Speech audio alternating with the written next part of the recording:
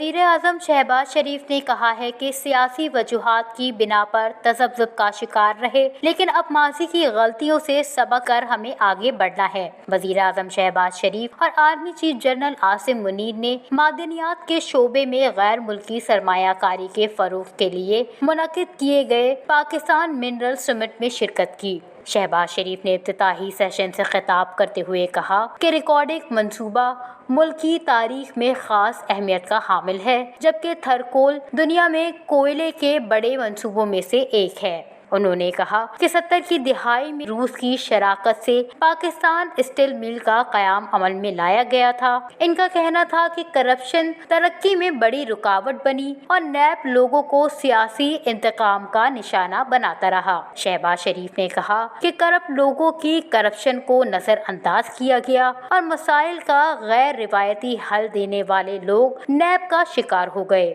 اس موقع پر وزیر مملکت مصدق ملک نے کہا کہ ملک میں چھوٹے بڑے انڈسٹریل زون بنائے جائیں گے، معدنیات کے انقلاب سے روزگار کے مواقع پیدا ہوں گے۔ اس سمٹ میں سعودی عرب کے نائب وزیر کانکنی خالد صالح المظفر، غیر ملکی مندوبین، ماہرین معدنیات اور سرمایہ کار بھی شریک ہوئے۔